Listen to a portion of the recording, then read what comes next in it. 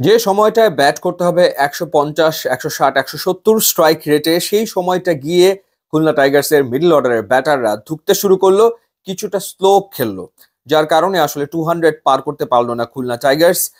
এবং যার কারণে ফরচুন বরিশালকে তারা আসলে কোনো রকমের কোনো পরীক্ষাতে ফেলতে পারেনি। ফরচুন বরিশাল আগেই আসলে শেষ চারে খেলা নিশ্চিত করেছে, তারা এখন যে লড়াই আছে সেটা হচ্ছে পয়েন্ট টেবিলের শীর্ষ দুয়ে থাকা, এবং দশম ম্যাচে এসে অষ্টম জয় পেয়ে গেল ডিফেন্ডিং চ্যাম্পিয়নরা, এবং তারা রংপুর রাইডার্সকে ছুঁয়ে ফেলেছে পয়েন্টের দিক থেকে। তাদের পয়েন্ট তো 16, শুধুমাত্র রান রেটের একটুখানি তফাতে তারা এই মুহূর্তে দুই আসলে অবস্থান করছে। এবং শেষ চারে খেলাটা খুলনা টাইগার্সের জন্য কঠিন হয়ে গেছে, কারণ খুলনা টাইগার্স তারা 10 ম্যাচ খেলে 4টা জয় পেয়েছে, তারা পয়েন্ট টেবিলের 5-এ আছে 8 পয়েন্ট নিয়ে। শেষ দুই ম্যাচে তাদেরকে আসলে জিততে হবে, সেই ক্ষেত্রে হয়তো শেষ চারে তারা জায়গা পেতে পারে।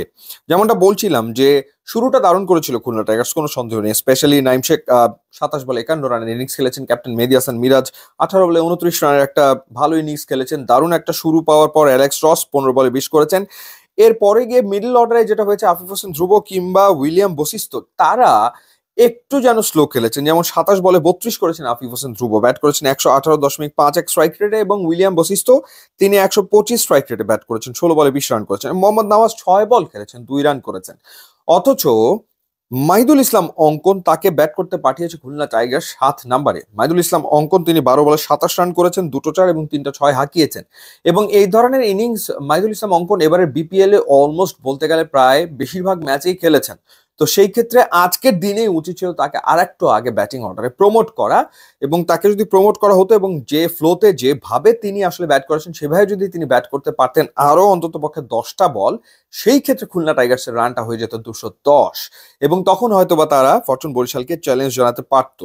ফরচুন বরিশাল জবাব দিতে নেমে মালান তিনি দারুণ একটা ইনিংস খেলেছেন, 37 বলে 63 রানের ইনিংস, 8টা 4, 3টা 6। মুশফিকের ব্যাট থেকে 24 এসছে, মাহমুদুল্লাহ রিয়াদের ব্যাট থেকে 24 এসছে, এবং ফাইম আশরাফ 6 বলে 18 তুলেছেন, মোহাম্মদ নবী 10 বলে 15 তুলেছেন, এবং 5 বল বাকি থাকতে 5 উইকেট হাতে রেখে ম্যাচ জিতে নিয়েছে ফরচুন বরিশাল। তারা ডিফেন্ডিং চ্যাম্পিয়ন, ব্যালেন্স টিম, এবং তারা সেই ভারসাম্যটা মাঠে আসলে দেখিয়েছে। সো আরো একটা দারুণ জয় ফরচুন বরিশালের জন্য। এবং খুলনা টাইগার্স তারা বেশ কয়েকটা ক্লোজ ম্যাচ খেলেছে, এবারের আসরে আরো একটা ক্লোজ ম্যাচ তারা হারলো, এবং অনিশ্চয়তায় পড়ে গেছে তাদের শেষ চারে খেলা। দেখা যাক বাকি দুটো ম্যাচে তারা কিভাবে করে আসলে ফিরে আসতে পারে। এবার আপনাদের জানিয়ে রাখি যে ইউটিউব এবং ইনস্টাগ্রাম লিঙ্ক দেওয়া আছে, আপনি যদি যোগ দেন তাহলে খুবই খুশি হব। And thanks for watching.